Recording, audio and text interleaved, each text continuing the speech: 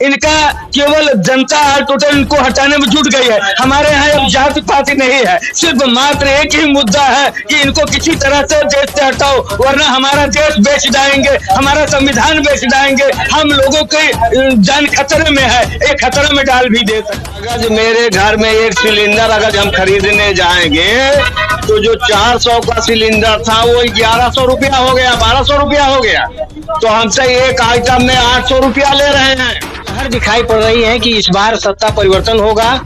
पूरी जनता महंगाई, शिक्षा, बेरोजगारी, स्वास्थ्य पर एकदम पीड़ित है, इसलिए पूरी जनता चाहती है कि सत्ता परिवर्तन हो और पुनः 10 वर्ष पहले जो अच्छा जीवन यापन हो रहा था उसी तरीके अच्छा जीवन यापन करेगा। आज स्थिति है कि शिक्षा पर टैक्स लगाया जा रहा है।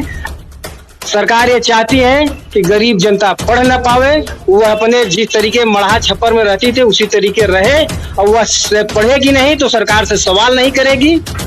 इसलिए चाहती है सरकार की महंगाई शिक्षा पर महंगी कर दो जिससे लोग पढ़ न पावे और नौकरी। बहुत बहुत स्वागत है। आप देखना शुरू कर चुके हैं आर्टिकल 21 और हम हैं आपके साथ प्रेम कुशवाहा।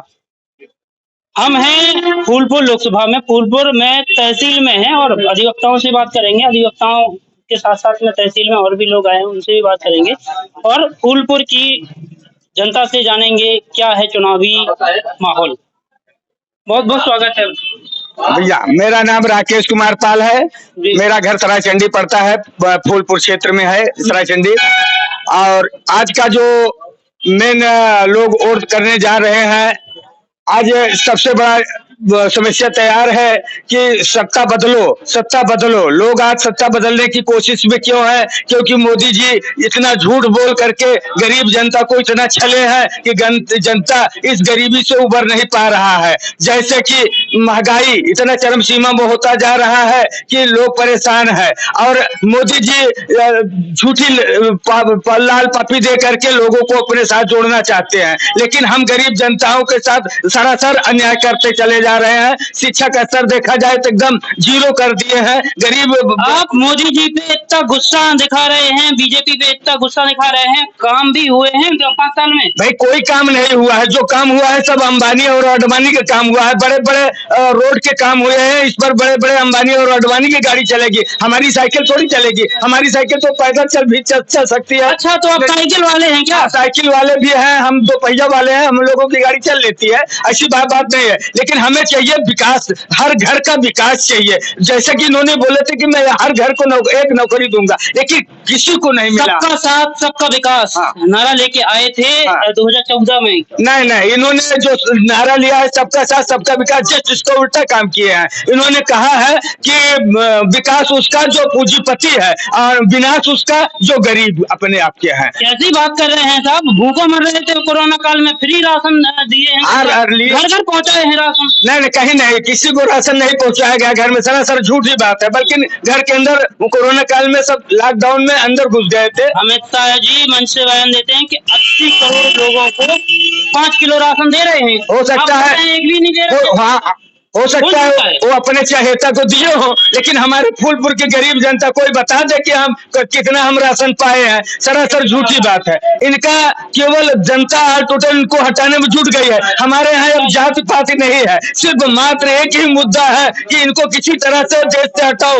वरना हमारा देश बेच जाएंगे, हमारा संविधान बेच जाएंगे, हम लोगों की जान खतरे में है, एक खतरे में डाल भी दे सकते हैं। अरे आप इतना गुस्सा दिखा रहे हैं, काम भी किए हैं उन्होंने? काम कुछ भी नहीं किया है मेरे भाई। मैंने बताया जितना काम किया है सारे काम अडवाणी और अंबानी के हुए हैं, लेकिन कोई गरीब जनता कह दे कि हम इनके शासनकाल में कोई लाभान्वित हो, हाँ लेकिन चूस पाए हैं कि वही जो है राशन कार्ड, वो 5 किलो राशन मिला है, एक टाइम का भोजन है, स्वीकार लिए हैं कि राशन मिला है, एक टाइम का जो है 5 किलो राशन मिला है, उसके सिवा कुछ भी इनके सरकार ने नहीं लिया। इसका 4 गुना हम लोगों ने गवर्नमेंट को टैक्स दिया हूँ, चाहे खाद के रूप में दिया हूँ, चाहे मतलब पेट्रोल के रूप में दिया हूँ, हर रूप में दिया हूँ, बहुत पैसा दिया। आते हैं आपके पास में, क्या कहना चाहेंगे? सर ने कहा है कि राशन के अलावा और काम नहीं किए हैं, क्या रोड नहीं बना है सरकार ने? पहले बात सुनिए हमारी, जो पाल जी कह रहे हैं वो एकदम सही कह रहे हैं, इसलिए कि 5 किलो का जो है खाद्यान्न योजना इनकी बनाई हुई योजना नहीं है बाबूजी। जी खाद्य योजना कांग्रेस की बनाई हुई है, जी उसी का ये अनुपालन कर रहे हैं।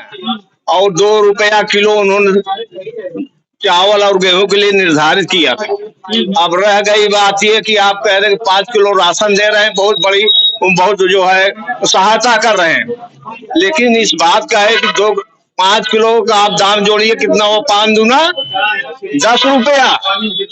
अब आप आ जाइए कि हमसे ले कितना रहे हैं ये भी बता दे रहे हैं। अगर मेरे घर में एक सिलेंडर अगर हम खरीदने जाएंगे तो जो 400 का सिलेंडर था वो 1100 रुपया हो गया, 1200 रुपया हो गया। तो हमसे एक आइटम में 800 रुपया ले रहे हैं। और इतना ही नहीं, अगर मेरे घर में एक मोटरसाइकिल है, हम 1 लीटर पर डे चल रहे हैं, तो कांग्रेस के जमाने में ये पेट्रोल 50 रुपए में था, 800 रुपया पार कर गया है बाबूजी। सुनिए, महंगाई बढ़ रही है तो क्या लोगों की आय भी तो बढ़ रही है सर? हाँ, आय भी तो बढ़ रही है। आय कुछ नहीं बढ़ रही, बेरोजगारी बढ़ रही है। लोगों को किसानों की आय दुगनी करेंगे बड़ा करके आए थे ना। किसानों की आय बहुत बढ़िया दुगनी किया। जो 50 किलो की बोरी होती थी अब 40 किलो में कन्वर्ट कर दिया। ये इनकी प्रगति है, ये आय दुगनी कर रहे हैं। कब से इन्होंने आय दुगनी कर दिया भाई? फूलपुर की जनता के बुनियादी मुद्दे क्या? फूलपुर के जनता के बुनियादी मुद्दे हैं बेरोजगारी, महंगाई,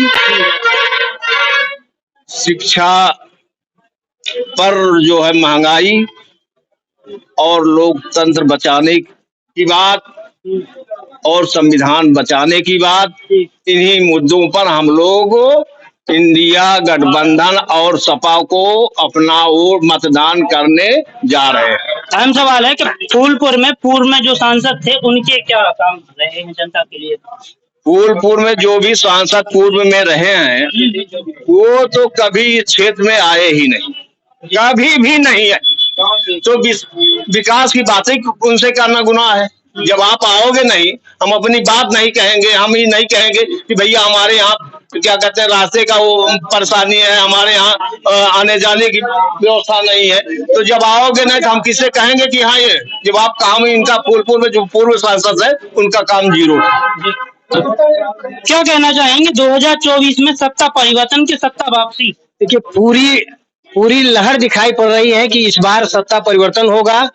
पूरी जनता महंगाई, शिक्षा, बेरोजगारी, स्वास्थ्य पर एकदम पीड़ित है। इसलिए पूरी जनता चाहती है कि सत्ता परिवर्तन हो और पुनः 10 वर्ष पहले जो अच्छा जीवन यापन हो रहा था उसी तरीके अच्छा जीवन यापन करेगा। आज स्थिति है कि शिक्षा पर टैक्स लगाया जा रहा है। सरकार ये चाहती है कि गरीब जनता पढ़ न पावे, वह अपने जिस तरीके मढ़ा छप्पर में रहती थे उसी तरीके रहे, और वह पढ़ेगी नहीं तो सरकार से सवाल नहीं करेगी। इसलिए चाहती है सरकार की महंगाई शिक्षा पर महंगी कर दो जिससे लोग पढ़ न पावे, और नौकरी ना दो जिससे वो गांव में पड़े रहे। और यही सरकार जो कह रहे हैं कि सरकार रोजगार कर रही है, रोजगार नहीं, सरकार रोजगार बंद कर दिए। जितनी भी फैक्ट्रियां चलती थी वो सभी दरवाजे बंद कर दिए। आज योग्य लोग, पढ़े लिखे लोग शहरों में ना जाकर के पुनः गांव में वापस आ गए, बेरोजगारी की मार झेल रहे हैं। इसलिए जनता चाहती है कि पुनः हम सत्ता परिवर्तन करें, अच्छा जीवन यापन करें।